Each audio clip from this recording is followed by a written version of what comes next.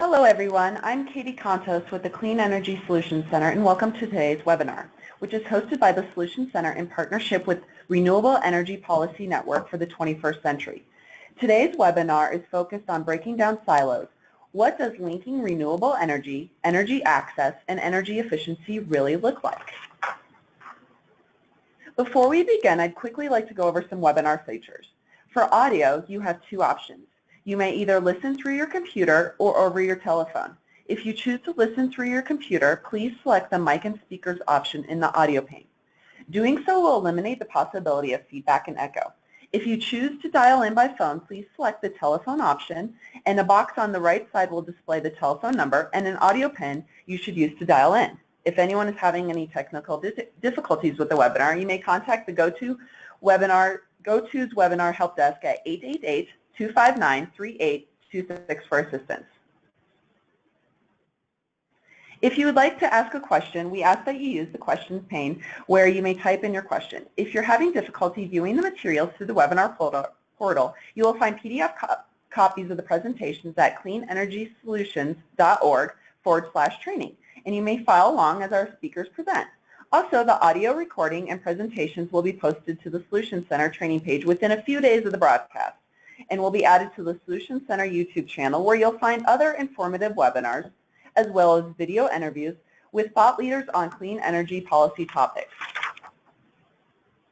Finally, one important note of mention before we begin our presentations is that the Clean Energy Solutions Center does not endorse or recommend specific products or services. Information provided in this webinar is featured in the Solutions Center Resource Library as one of many best practice resources reviewed and selected by technical experts. Today's webinar agenda is centered around the presentations from our guest panelists, Hannah Murdoch, Matt Jordan, and Aaron Leopold, who have joined us to discuss REN 21's newly released Renewable 2017 Global Status Report and a look at nexus of renewable energy access, energy efficiency, and what progress has been made to date. Before we jump into the presentations, I will provide a quick overview of Clean Energy Solutions Center. Then following the panelist presentations, we'll have a question and answer session where the panelists will address questions submitted by the audience. At the end of the webinar, you'll be automatically prompted to fill out a brief survey as well. So thank you in advance for taking a moment to respond. The Solutions Center was launched in 2011 under the Clean Energy Ministerial. The Clean Energy Ministerial is a high-level global forum to promote policies and programs that advance clean energy technology, to share lessons learned and best practices, and to encourage the transition to a global clean energy economy. 24 countries and the European Commission are members, covering 90% of clean energy investment and 75% of global greenhouse gas emissions. This webinar is provided by the Clean Energy Solutions Center, which focuses on helping government policymakers design and adopt policies and programs that support the deployment of clean energy technologies. This is accomplished through the support in crafting and implementing policies related to energy access, no-cost expert policy assistance, and peer-to-peer learning and training tools, such as this webinar.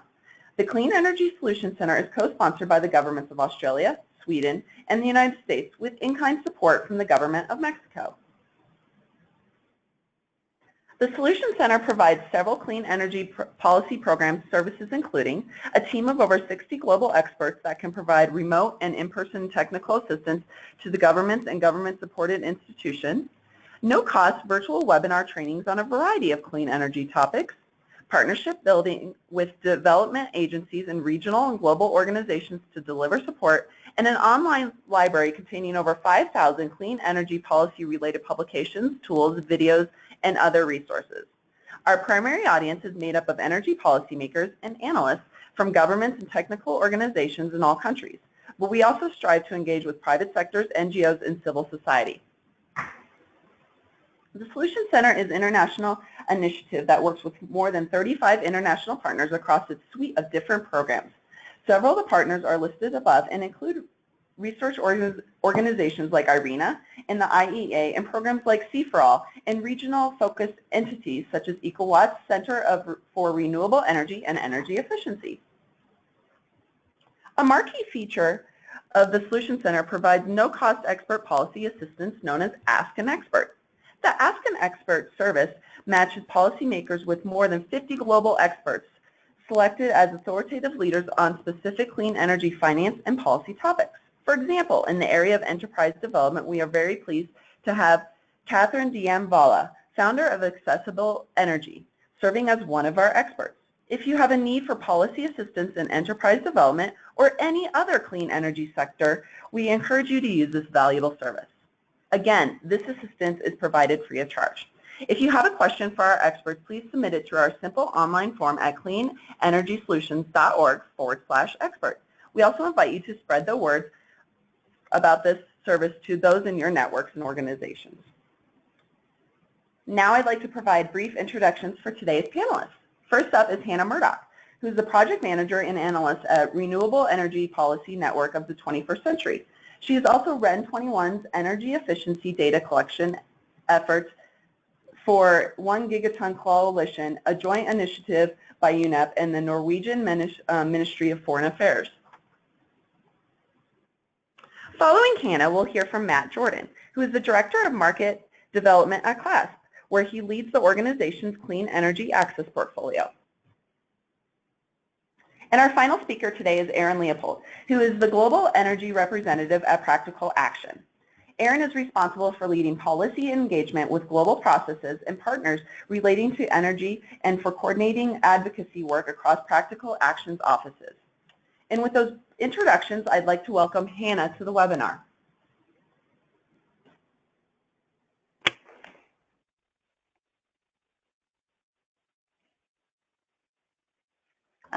Thank you. I'm Hannah Murdoch, the project manager for the REN21 Renewables Global Status Report at REN21. And I'd like to thank the Clean Energy Solutions Center for hosting us today. As mentioned, the 2017 edition of the Global Status Report was launched yesterday at the Clean Energy Ministerial in Beijing. And so today I will take you through some of the highlights of the report, bridging renewables, energy efficiency, and energy access.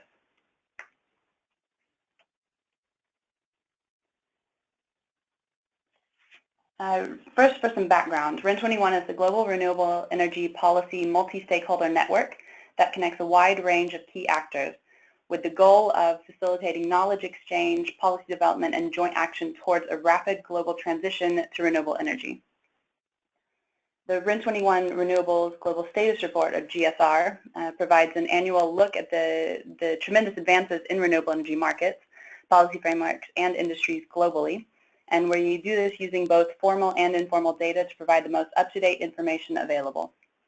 This year's GSR marks 12 years of REN21 reporting, and over the past decade, the GSR has expanded in scope and depth of its thematic and regional coverage, but also the refinement of data collection. This year is also the first time we've included a new chapter on enabling technologies and energy systems integration, which includes technologies that share the potential to facilitate and advance the deployment and use of renewable energy. The chapter covers energy storage, heat pumps, and electric vehicles.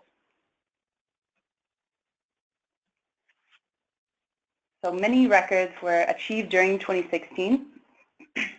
176 countries had renewable energy targets, and renewable energy auctions were held in 34 countries, more than double the year before.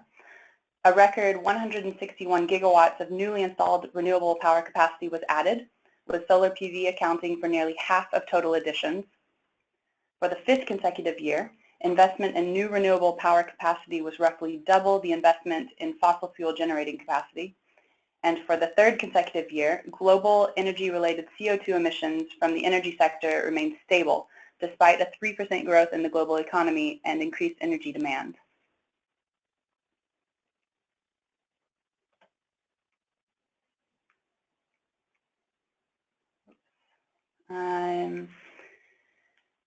So it was another extraordinary year for renewable energy. Total global renewable energy capacity was up 9% compared to the year before, to 2,017 gigawatts by the end of the year. Solar PV saw record additions, and for the first time accounted for more additional power capacity than any other generating technology. As of 2015, renewable energy provided an estimated 19.3% of global final energy consumption. Of this total share, traditional biomass used primarily for cooking and heating in remote and rural areas of developing countries, accounted for about 9.1%, and modern renewables, not including traditional biomass, made up approximately 10.2%. It's roughly the same as the year before.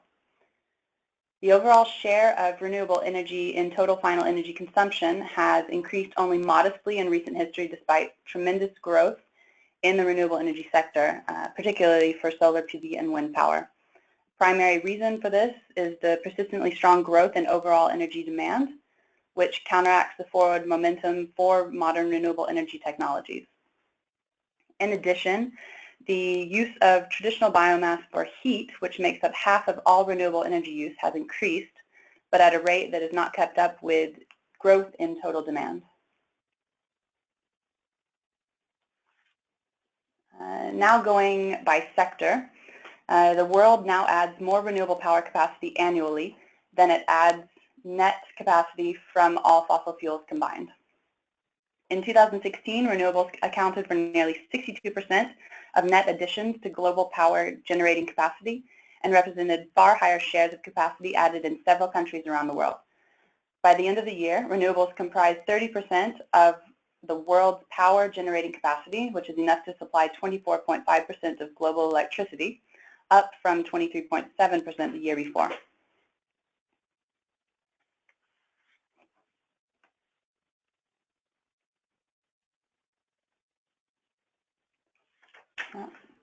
Modest improvements were achieved in the heating and cooling sector, but renewable heating and cooling remains constrained by low fossil fuel prices and lack of policy support. Modern renewable energy supplies approximately 9% of total global heat demand. The vast majority of renewable heat continued to be supplied by biomass in 2016. And while additional capacities of modern bioheat and solar thermal were installed during the year, growth in both of these markets has slowed. In the transport sector, liquid biofuels remain the primary focus, but electrification has continued to expand. Biofuels continue to represent the vast majority of the renewable energy contribution to the transport sector, providing about 4% of world road transport fuels, which account for the majority of transport energy use. Electrification of the transport sector expanded during the year, while direct links between renewable energy and electric vehicles were limited. The share of renewables in electrified transport is rising as the share of renewables in grid power increases. And while there was increased attention to decarbonization of transport at the international level in 2016, direct links with renewable energy were still limited. Policy support specifically for renewable energy in 2016, as in past years, was focused mostly on power generation. For the past few years, regulatory policy development in heating and cooling and transport has been virtually stagnant. Global new investment in renewable power and fuels, not including large hydropower, was $241.6 billion in 2016, as estimated by Bloomberg New Energy Finance. And although this represents a decrease of 23% compared to the previous year, the decline accompanied a record installation of renewable power capacity worldwide in 2016. Investment in renewable power and fuels has exceeded $200 billion per year for the past 7 years. And while developing and emerging economies overtook developed countries in renewable energy investment for the first time in 2015, developed countries retook the lead in 2016. Trends in renewable energy investment varied by region, with investment up in Europe and Australia, stable in India, and down in the other markets in China, the United States, Middle East, Africa, Latin America, and Asia Oceania, except Australia.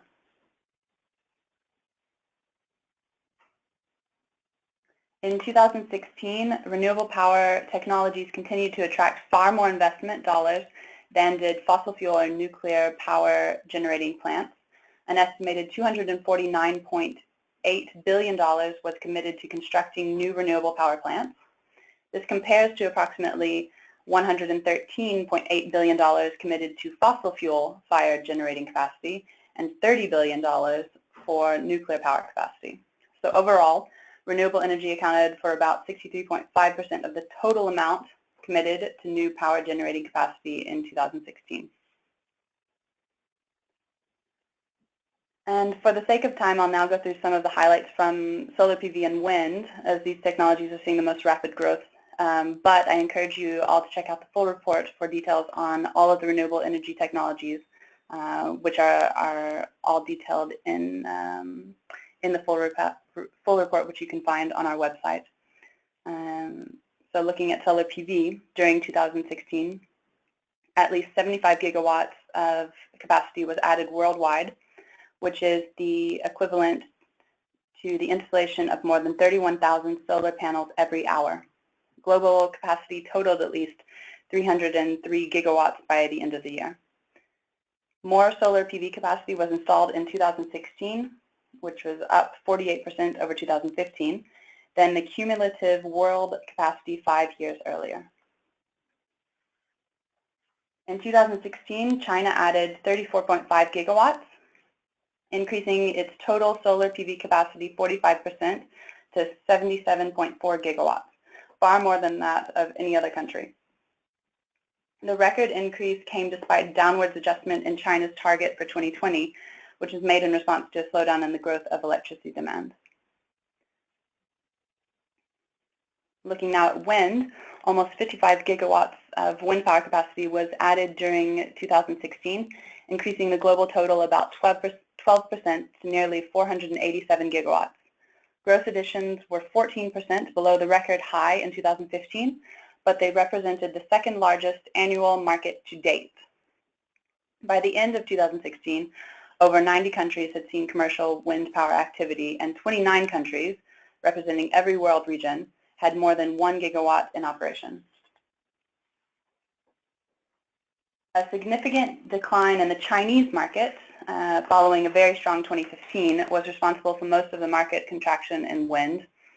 But even so, China retained its lead for new installations, followed distantly by the United States and Germany, with India coming in fourth. Turning now to energy access, approximately 1.19 billion people, about 16% of the global population, lived without electricity in 2014. And this is about 15 million people fewer than the previous year. Also, about 2.7 billion people are without clean cooking facilities, 38% of the global population. And while numbers and trends differ greatly by region, the vast majority of people without access to electricity and clean cooking are in the sub-Saharan Africa and Asia-Pacific regions, and most of them live in rural areas.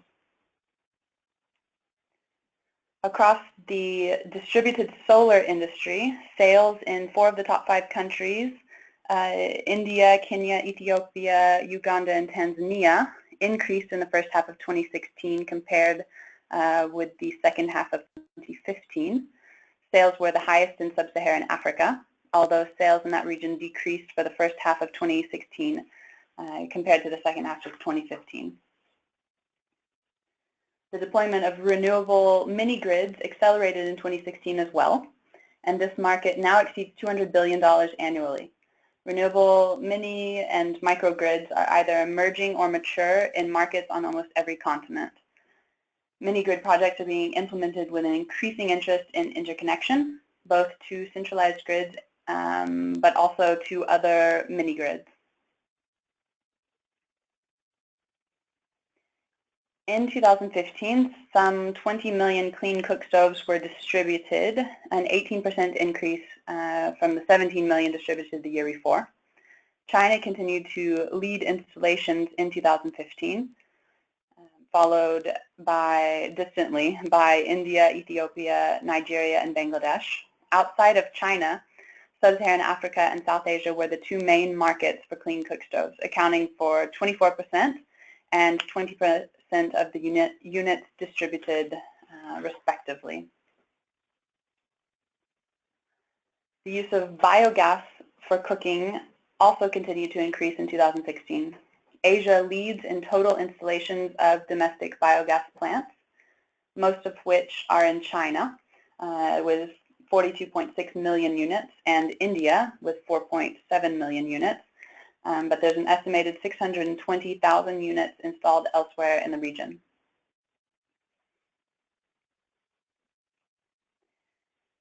Investment in off-grid solar PV continued to grow in 2016, dominated mainly by investments in pay-as-you-go companies. Some $223 million was raised by pay-as-you-go solar PV companies, which is an increase of about 40% from the previous year.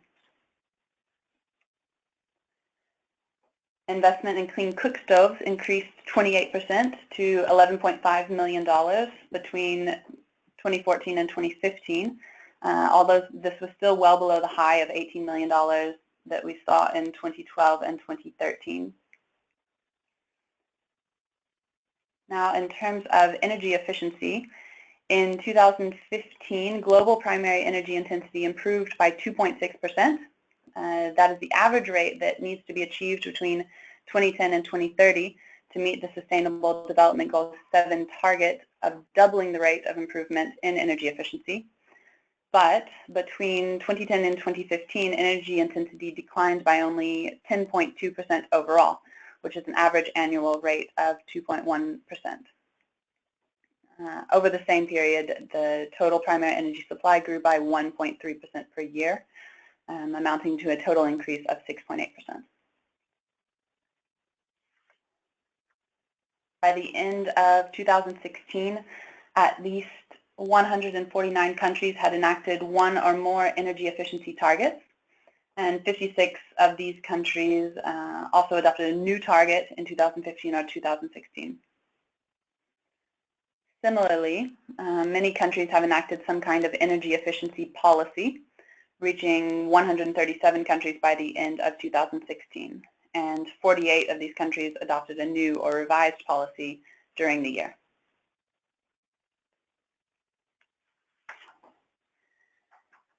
Looking now at some enabling technologies that supported increased development of renewables, taking from the new chapter that we've included in the GSR this year. Global grid-connected and stationary energy storage capacity in 2016 totaled an estimated 156 gigawatts, including 6.4 gigawatts of new advanced storage. More than 6 gigawatts of pumped storage capacity was commissioned in 2016 for a year-end total of approximately 150 gigawatts. And grid-connected battery storage grew by 50% in 2016. Global deployment of electric vehicles, particularly passenger vehicles, has grown rapidly in recent years. More than 2 million passenger EVs were on the world's roads by the end of the year. The EV passenger car market, including hybrid vehicles, accounted for about 1% of global passenger car sales in 2016. The top 5 countries for total passenger EV deployment in 2016 were China, the United States, Japan, Norway, and the Netherlands. And together, these countries accounted for 78% of the year's global sales.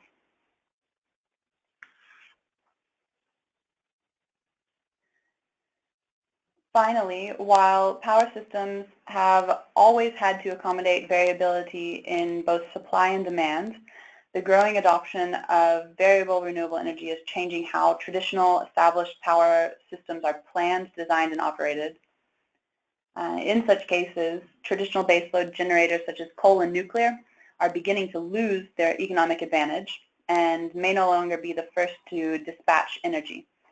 In areas where demand is growing, notably in developing countries, there is an opportunity for new and less developed power systems to grow in concert with higher shares of renewable generation as more flexible systems are developed, rather than getting locked into the baseload paradigm. A number of countries and regions, including Denmark, Germany, Uruguay, and Cabo Verde, have already integrated high shares of variable renewable energy, from 20 to 40%, demonstrating the potential to shift away from the traditional baseload paradigm. Improved forecasting, electricity storage, and coordination and trade of electricity supply across larger balancing areas are among the flexibility options that can be employed to integrate variable renewables. And decisions regarding which options are most appropriate and cost-effective vary according to different institutional, technological, and economic contexts. The ease of grid integration also varies from country to country. And there's many more details about this and how countries can shift between the different, from the paradigm to the early transition and the new paradigm in our feature chapter in the latest edition of the GSR.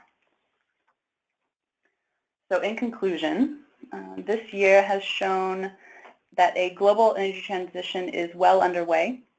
There were record new additions of installed renewable energy capacity and rapidly falling costs, particularly for solar PV and wind power.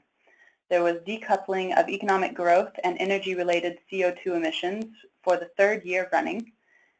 There are innovative and more sustainable ways of meeting our energy needs through better integrated sectoral planning, the adoption of new business models, and more use of enabling technologies.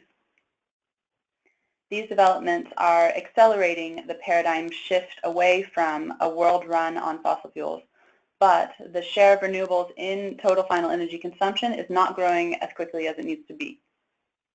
Climate commitments can only be reached if the majority of remaining fossil fuel reserves are kept in the ground, and both renewable energy and energy efficiency will have to be scaled up dramatically. So to accelerate the transition to a healthier, more secure, climate-safe future while increasing energy access, we need to build a smarter, more flexible system that maximizes the use of renewable energy and accommodates both centralized as well as decentralized and community-based generation. So with that, I would like to thank you again and encourage you all to join the REN21 network today. You can subscribe to our newsletter to get regular updates about renewable energy developments globally, and contact us if you would like to participate in the next edition of the GSR. You can also download REN21 reports, infographics, and videos from our website, ren21.net. Thank you. Wonderful. Thank you for that presentation, Hannah. Now we'd like to have Matt Jordan present his presentation. Thank you. Thank you very much to the Clean Energy Solutions Center for having us, and a very big thanks to Hannah and the team at REN21 for coordinating this webinar and all their great work.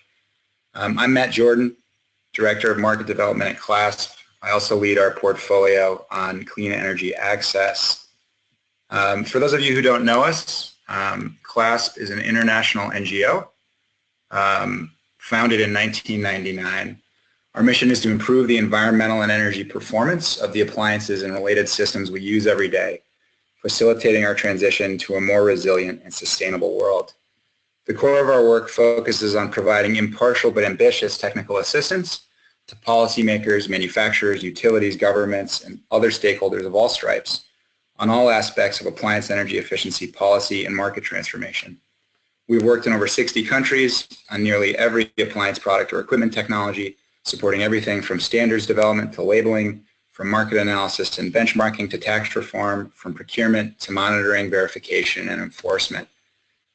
CLASP's work on clean energy access has emerged from these core competencies and focuses on elevating the role of energy efficiency and energy access in sustainable development, thus improving the affordability and social and environmental benefits of access to clean energy throughout the developing world. We're working toward a world where energy efficiency is a foremost strategy in sustainable development, and in which high quality, highly efficient modern energy services are the default for communities everywhere. A good deal of our work focuses on supporting the development of the global market for off-grid solar. The problems of off-grid clean energy access are are similar to those that many young markets face, particularly those in emerging economies. Many of the largest barriers can, I think, be distilled down to the interrelated economic issues of ability to pay, willingness to pay, and cost. The market for high-quality, super energy efficient appliances directly address these last two issues, willingness to pay and cost, while market forces and emerging financing options like microfinance mobile banking, and pay-as-you-go consumer finance help address ability to pay. By providing the reliable, meaningful energy services that off-grid consumers demand, high-quality and appropriately designed appliance products create and sustain demand for off-grid clean energy, increasing off-grid consumers' willingness to pay. And by reducing the amount of energy needed to provide meaningful energy service, super efficient appliances dramatically reduce costs and the upfront prices consumers pay. What we see here is an analysis supported by Global Leap from friends and researchers at Humboldt State University, Lawrence Berkeley National Laboratory, and the University of California.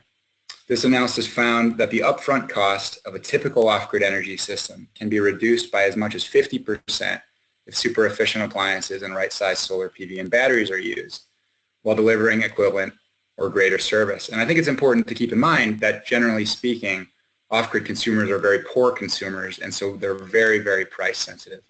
And this dynamic has very much proven out in the off-grid lighting market, this dynamic of super efficiency driving price reductions and improvements in market capacity. GOGLA, the Global Off-Grid Lighting Association, recently announced that nearly 24 million Lighting Global Quality Assured off-grid lighting products were sold between July 2010 and December 2016, and a third of those, 8 million, were sold in 2016 alone. The off-grid solar lighting market simply doesn't exist as it does today without the LED. And that's not that the LED is a special technology, it's that it's a super efficient technology.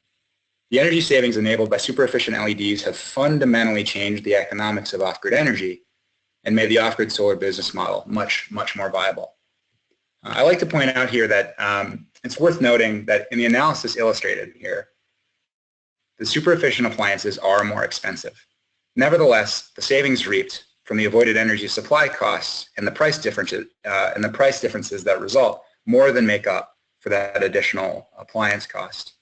And I also think it's important to note that research shows that energy efficiency is not necessarily price determinant. It does not necessarily have an impact on appliance pricing. It's often bundled with other advanced costly features, functions, and technologies, making energy efficient products appear often more expensive than they actually need to be. But the main point here is simple. Energy access is a fundamentally economic question, and energy efficiency fundamentally changes the economics of energy access. But energy efficient off-grid appliances aren't simply about the bottom line, they're also highly relevant to the value and service that off-grid households and businesses get out of their energy investments. Nobody wants a watt or a kilowatt or a megawatt. Very, very few people actually care about access to energy, but nearly everybody cares about access to what energy can do for them. I think it's important for the donor community, governments, investors, and organizations implementing programs on the field to always bear in mind that 99 times out of 100, what we're talking about when we're talking about energy access, what we actually care about is access to energy services. What we see here, what we see here is a recent preliminary analysis of a prominent government-backed solar home system program. Simply by packaging their solar home system bundles with cost-effective, efficient off-grid appliances that are already on the market, this program could dramatically improve the amount of energy service its beneficiaries receive. So what we've seen in this slide and in the previous slide is that holding service levels constant, super efficient off-grid appliances dramatically reduce the costs of off-grid solar, and holding energy levels constant, they can dramatically extend runtime and service value. In reality, more often than not, the outcome is probably going to be somewhere in the middle. Better service, cheaper. So we can begin to see how a well-functioning competitive market for high-quality, efficient, and appropriately designed appliances is critical to the long-term success of broader off-grid clean energy access goals and to the achievement of global energy access and sustainable development goals more broadly. By inspiring and enabling demand, efficient, high-quality appliances support markets for off-grid clean energy. These scaling off-grid clean energy markets strengthen business models, invite market entry, and increase competition, and this in turn leads to stronger innovation ecosystems, better and better appliances and services, and again, in turn, enhanced demand for off-grid clean energy. Supporting exactly this sort of virtuous circle is at the heart of off-grid clean energy market support programs like Global Leap and Lighting Global. But the contributions of energy efficiency to energy access aren't limited to distributed renewables. Energy efficiency can play a colossal role in making the most out of existing grids and helping build the utility sectors of tomorrow. What we see here is an analysis done for United for Efficiency of the potential benefits of India adopting globally benchmarked minimum energy performance standards for only 5 appliances: lights, household refrigerators, air conditioners, transformers, and industrial motors. Just these 5 relatively easy to implement, tried and true policies would, in 2030, be enough to reduce India's electricity use by 175 terawatt hours per year, obviate the need for 500 megawatts of new power generation, or extend grid connectivity to 87 million households. Now, this isn't looking at the entire Indian energy system soup to nuts, generation to distribution to consumption. We're not talking about transport, we're not talking about buildings. This is just 5 appliances. And it's not even using the best available technology. It's just 5 extremely cost-effective appliance policies using relatively unambitious global benchmarks. And it would change India's energy access and energy sector development landscape dramatically. Now think of what energy efficiency, deployed optimally, could do for energy access in India and around the world. Now think of how many power plants are going to be built in the coming years in the name of development and energy access. How much bad technology is going to get locked in when energy efficiency isn't deployed optimally. Energy efficiency is the cleanest, cheapest, and most abundant resource in energy access and sustainable development.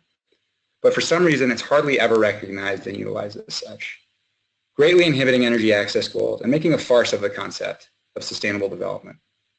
To try to do something about this, we're working with a coalition of partners to better define the opportunity to utilize energy efficiency as a first fuel in energy access and sustainable development, to provide practical and strategic guidance on how exactly the global community can do this, and work with stakeholders around the world and throughout the global value chain to put efficiency first in energy access strategies.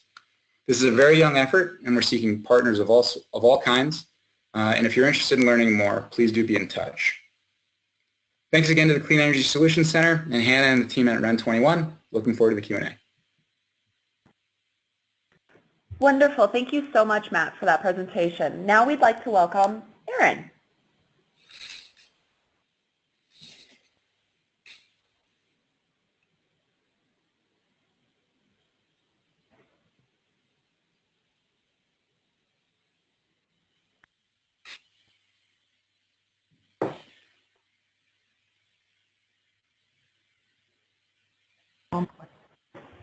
Aaron, it seems that your mic is muted. You might want to unmute it. Oh, sorry about that. Okay, we can hear you. Wonderful. Thank you. Great. Yeah. So thank you so much for the previous 2 presentations and for the Clean Energy Solutions Center for hosting this. You know, the REN21 report has really become a global benchmark in understanding where the sector is going. But I really liked how Matt kind of just presented where this space could be going if we made a few simple changes. And I wanted to just talk a little bit about kind of the energy access and energy efficiency landscapes from the poor person's perspective and from the perspective of businesses that are working in energy poor regions on these issues. So while Matt mentioned that the energy poor regions of the world are also economically poor, meaning that they're very, very sensitive to price changes. We have to remember that the poor people in the world actually pay the highest price per kilowatt hour for energy. There are regularly instances where the national price per kilowatt hour of kerosene or the equivalent of kilowatt hour price for kerosene for lighting is between 20 and 50 US dollars per kilowatt hour. Meanwhile, in OECD countries, it's normally below 15 cents. So it's literally hundreds of times more expensive to run a light or run an appliance if you are poor than it is if you are rich. And of course, energy efficiency is fundamental to, if not reducing the cost of the energy itself, to reduce the cost of the service provided, which, as Matt mentioned, is what people really care about in the end. So what I wanted to basically build on is some of the points made before around how the small solar industry, particularly as we've seen in Eastern Africa in recent years, has really taken off primarily because of super efficient LEDs and other appliances that are coming online. And one of the challenges that these businesses face at the moment is that they are On the one hand, they've been really, really successful in selling these solar lighting products, which also now incorporate fans, mobile chargers, some televisions, etc. But because of the small capacity of these systems and the inability of people to pay for larger systems at the moment, we've really seen a constraint in sort of the ability for these businesses to resell to the same customers larger, more productive kind of appliances and things that they could use to earn money. And what we would really love to see is for there to be research that is publicly funded by either wealthy country donors or universities and larger national businesses into super efficient appliances and productive products. What we need to see these investments in efficiency as is just that, an investment. These are not costs. These are investments in future cost reductions and investments into building future energy markets. The sooner that you can get something into a rural community where people can earn money using an appliance powered by a super efficient power source, the sooner that rural community that is now earning money is able to again purchase new things, and they are then able to pull themselves slowly out of the vicious cycle of poverty, and also to become available to participate in newer markets, and therefore kind of building a virtuous circle of rural economic development. Some companies are already working on this on their own. One great example that I love to give is the company called Mobisol. They work in East Africa, and they were challenged by Power Africa, the U.S.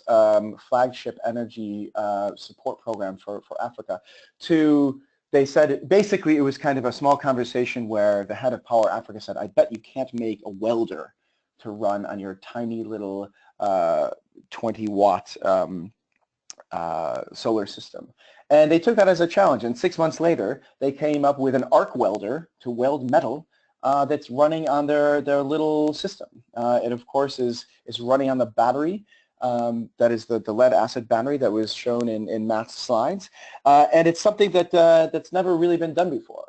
And this is just an example of the type of research that it's easy to do if you have a dedicated team working on it, but there is not really much support for it at the moment. And the companies that are working in this space are instead being really incentivized to work on their business model of kind of building out what they can sell given the current state of technology, rather than instead moving to the next level of technology and developing those technologies themselves. We are starting to see some of this with examples like Mobisol, but this is a kind of one-of-a-kind example. And CLASP, for instance, is one of the only organizations in the world that's really running these types of competitions and encouraging this type of innovation from at the bottom of the pyramid, so to say. And I just wanted to close to mention something about the slide that you're seeing here. And this is the Poor People's Energy Outlook. This is Practical Action's annual flagship publication. And this year, we are continuing with the second part of our series on bottom-up national energy planning, which began last year. So we wrote the Poor People's Energy Outlook last year on flipping energy planning on its head to look at how would national energy systems be planned if you took the needs of rural communities as the starting point rather than the end point, which is currently the practice. Currently, energy systems are planned of kind of a hub and spoke model where you have the centralized needs and a spider web of a transmission network that goes out, out, out. But if you take the perspective of the end users of most of these countries that are truly energy poor, where energy poverty rates are between 50 and 70 or 80% of the population. If you took the real needs of the country first of all, you would see fundamentally different plans, obviously. But secondly, these plans would be calling for fundamentally different technologies. And we found that they would be primarily distributed energy technologies, such as the ones that I was just speaking about with the case of Mobisol and these off-grid companies. You say, well, these energy service or these energy technologies can't offer a high level of service. But indeed, people have no service right now, and self-identifying what would be most appropriate and what they would need, the type of solar home system level of power is actually what people want right now.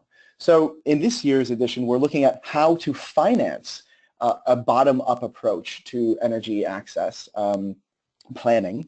And we, of course, look directly into some of these issues around how can you finance consumer finance to get these solar home systems into people's houses. And this is precisely the type of finance that would be required to also bring productive appliances to these communities. So we're looking not only at how do you bring energy, but how do you bring the services from the bottom up.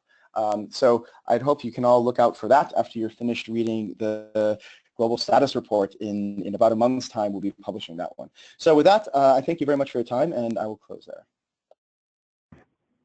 Thank you so much, Aaron. And thank you to each of the panelists for those outstanding presentations. As we shift to the question and answer, I'd like to remind our attendees that please submit your questions using the question pane at any time. We also keep up several links up on the screen throughout for quick reference that point to where you can find more information about upcoming and previous webinars and how to take advantage of the Ask an Expert program.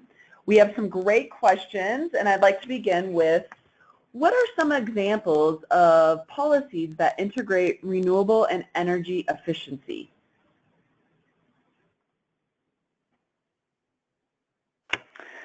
I guess I can tackle that one. I mean, in the Global Status Report, you'll find several examples and some of the key statistics that many countries are using to integrate both renewables and energy efficiency, and in some cases applying them for energy access. But for some specific examples, you can look at in Europe. For example, Portugal has adopted 2 new incentive mechanisms over the past year to promote energy efficiency in the building sector, which also includes grants for up to 60% of the cost for solar thermal systems in residential buildings and up to 35% in commercial buildings. Also, Bulgaria relaunched an energy efficiency loan scheme supported by the European Bank for Reconstruction and Development that provides support to a wide range of efficiency improvements and solar water heaters. But in general, you see more and more countries addressing energy efficiency and renewables within the same government agency. In 2016, that reached 103 countries. And 81 of these countries had policies or programs that combine renewables and energy efficiency. Thank you, Hannah. Our next question is for Matt. What resources are there for those interested in learning more about this access and efficiency issue in the market? Thank you. It sort of depends. If the question is sort of about the broader topic area of sort of how these themes integrate, there's been some writing on this subject. Lawrence Berkeley National Lab does a lot of good analysis looking at these sorts of questions. There have been some very good reports coming out of the World Bank over the last couple of years, sort of probing this issue a little bit. And if you dig into the works cited in those reports and papers, you can get much deeper into these questions. So there is some good literature out there to read. When it comes to product markets, I would probably refer people to Lighting Global, to the Global Alliance for Clean Cook Stoves, to Global LEAP and the work that USAID's Global Development Lab is doing in the Scaling Off-Grid Energy Challenge with their refrigeration prize, et cetera. When it comes to sort of product markets that perhaps aren't targeting off-grid consumers, there's lots and lots of resources out there. Top 10 is a good program. There's labeling schemes and standard schemes all over the world for traditional appliances. I would just point out that one of the sort of challenges with a lot of procurement programs, is procurement programs for efficient appliances, is that they're often structured to sort of function on a sort of technology specification first and then price second structure.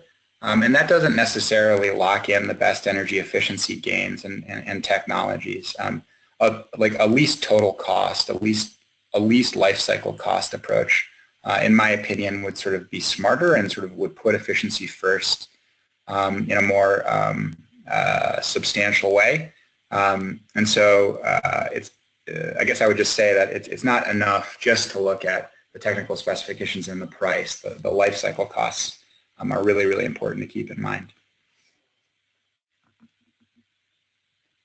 Thank you so much. Our next question is for Aaron. Aaron, how can energy poor governments incentivize work on energy efficiency in a way that both promotes business and is helpful to poor people? Thank you. That's a really good question. It's of course kind of complicated, but at the end of the day, the first thing that needs to happen is that governments need to have sort of a clear definition of what is efficient and why they want them in their country. So working on creating efficiency standards and requirements together with industry is fundamental. And there are lots of really good efficiency standards templates out there that governments can work with. The other thing that is very simple but very controversial in many energy poor countries is to reduce or eliminate import tariffs on super efficient energy products and appliances. And it's controversial, although it seems quite logical to reduce a financial barrier. But most energy poor countries actually receive the vast majority of their income from import tariffs.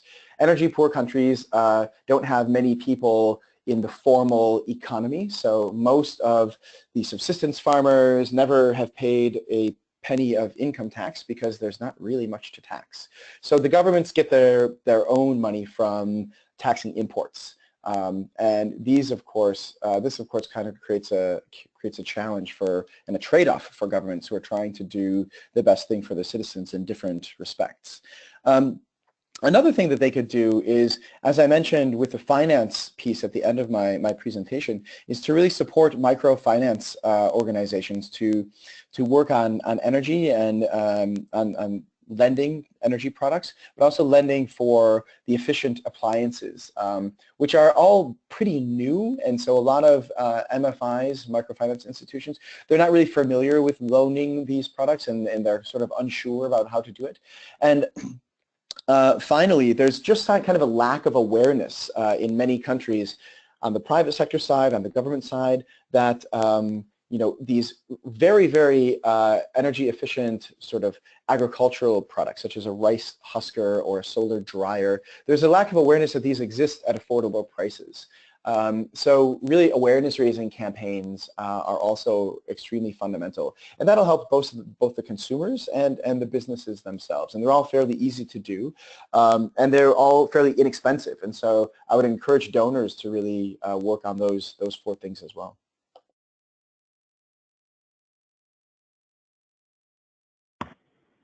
Wonderful. Thank you, Aaron. And a quick follow-up question. Will the report also look at electric cooking on battery charging systems?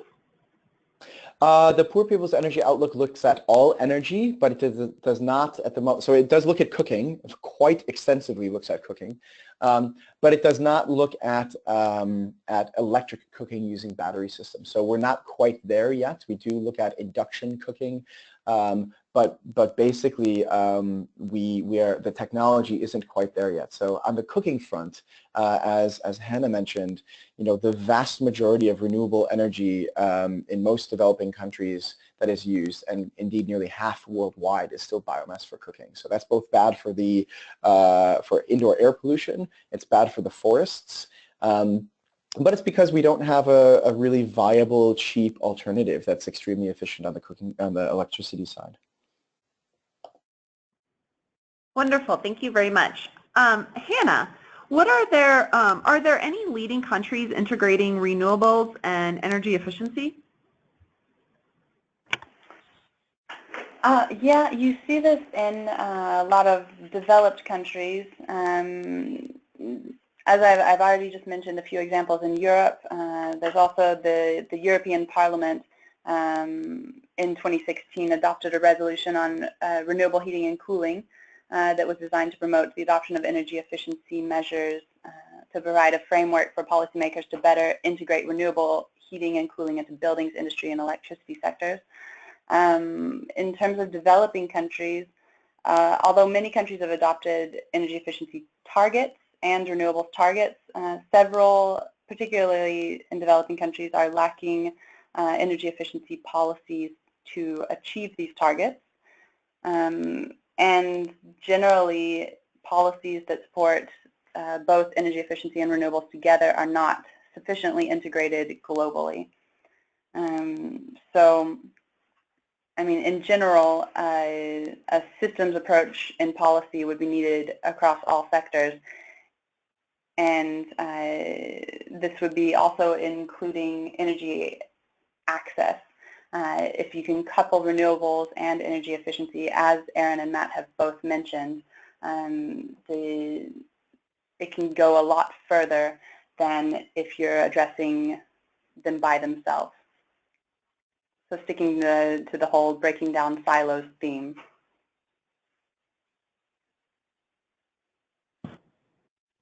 Very good. Thank you, Hannah.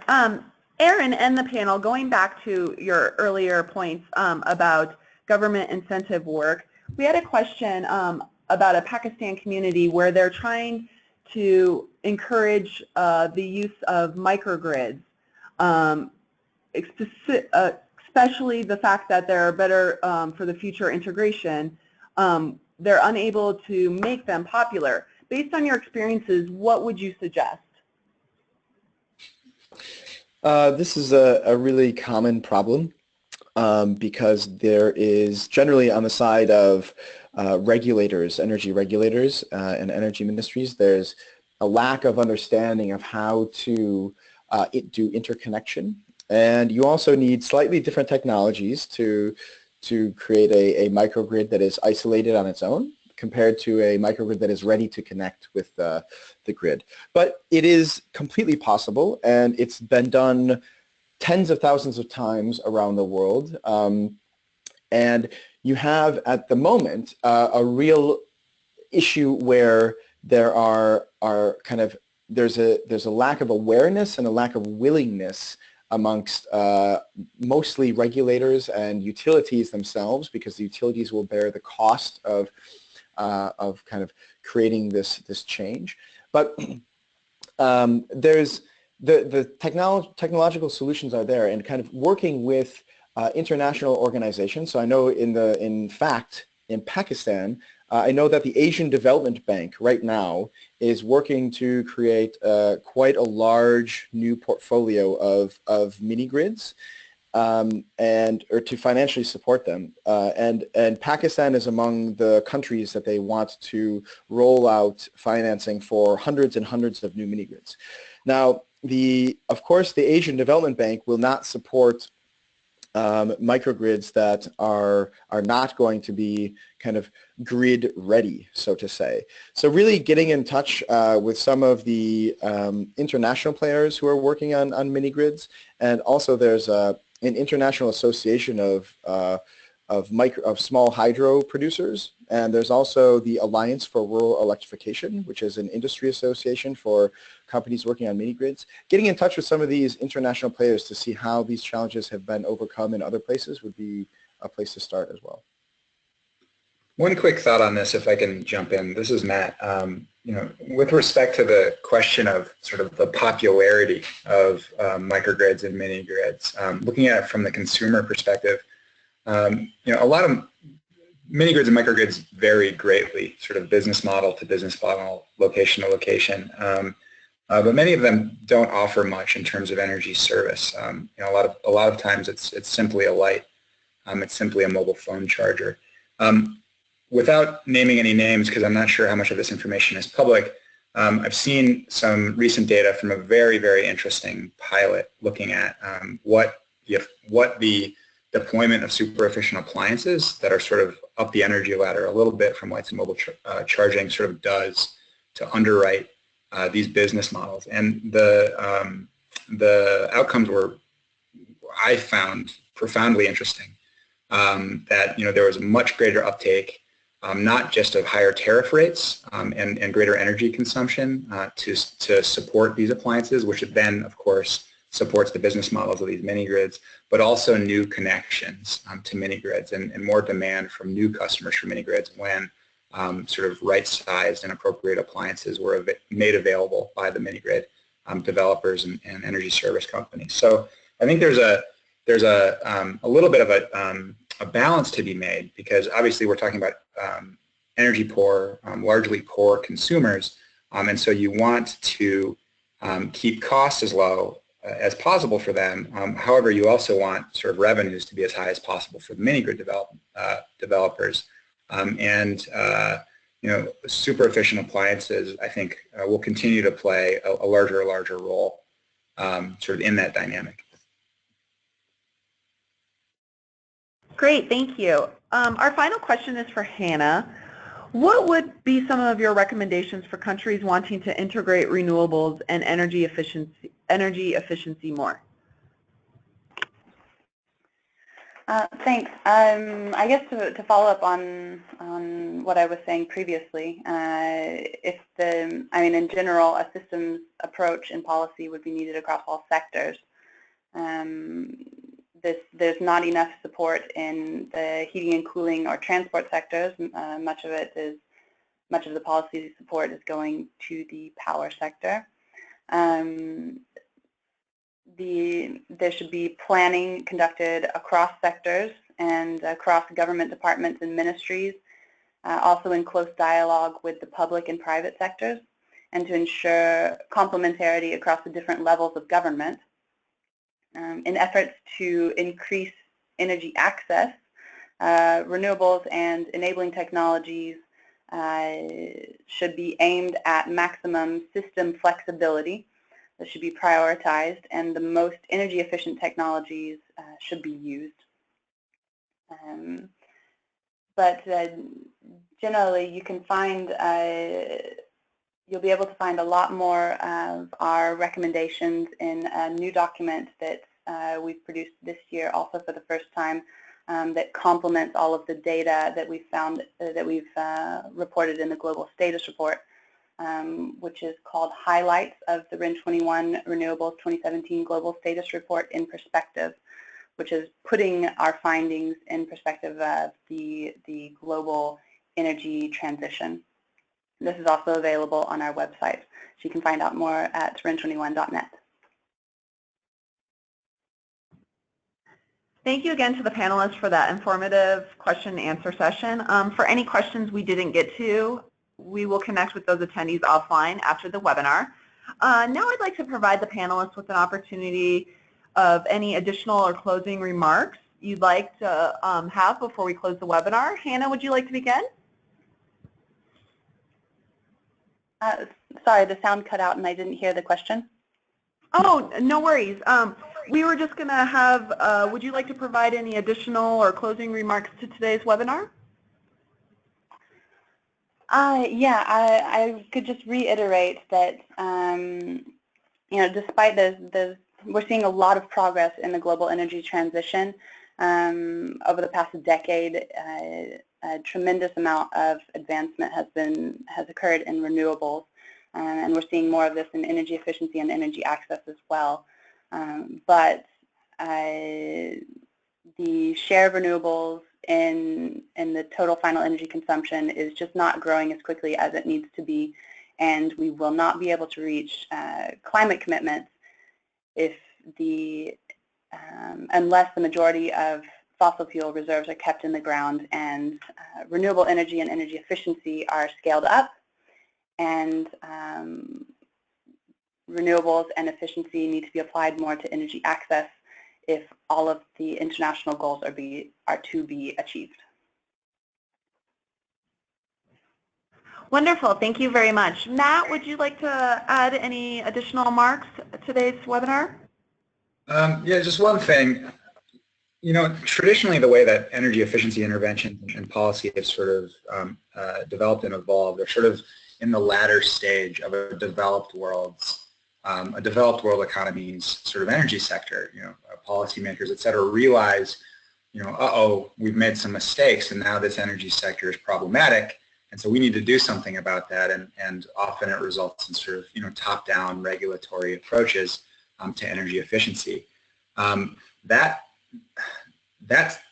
timeline, that order of operations, those mistakes don't need to be made in a lot of emerging economies and emerging energy and utility sectors.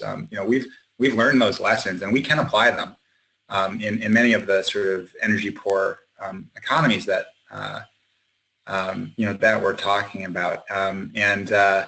You know, if we're going to take concepts like sustainable development seriously, I think it's very, very important that we do take those lessons and transfer them at the start of these energy sectors development. Beyond that, I just want to thank the Solution Center again, and thank Hannah and her team, and thank Erin. This was a lot of fun. Wonderful. Thank you, Matt. Erin, would you like to add anything else today? Sure. Just to kind of reiterate my last point, you know, that there's a lot that can be done at the national level, and there's a lot for different players all along the value chain, and whether you're an engineer. I'm sorry, go ahead. We can hear you. Oh, we lost you, Erin. Are you still there? Hi, can you hear me now? Yes, we can. Yeah, you're back. Okay, sorry. I was just saying that there's really something that everyone can do, and that this is a really important topic. So businesses can work with governments to help create these efficiency standards. Governments can work with MFI, better understand how they can support these things. And at the end of the day, again, consumer awareness is a massive driver. If people aren't asking for it, it's really not going to happen in many cases. So just getting out there and understanding what it is that people want and need, and figuring out how to address those needs is going to just illustrate again and again that efficient appliances are the name of the game moving forward. So yeah, thank you very much for this opportunity, and to REN 21 for providing a great report to base the conversation around. Great, thank you again. On behalf of the Clean Energy Solutions Center, I'd like to extend a thank you to all of our expert panelists and to our attendees for participating in today's webinar. We very much appreciate your time, and hope in return that there were some valuable insights that you can take back to your ministries, departments, or organizations. We also invite you to inform your colleagues and those in your networks about Solution Center resources and services, including no-cost policy through our Ask an Expert service. I invite you to check the Solution Center website if you would like to view the slides and listen to the recording for today's presentation, as well as previously held webinars. Additionally, you'll find information on upcoming webinars and other training events. We are also now posting webinar recordings to the Clean Energy Solutions Center YouTube channel. Please allow about a week for the recording to be posted. Finally, I would like to kindly ask you to take a moment to complete the short survey that will appear when we conclude the webinar. Please enjoy the rest of your day, and we hope to see you again for future Clean Energy Solutions Center events. This concludes our webinar.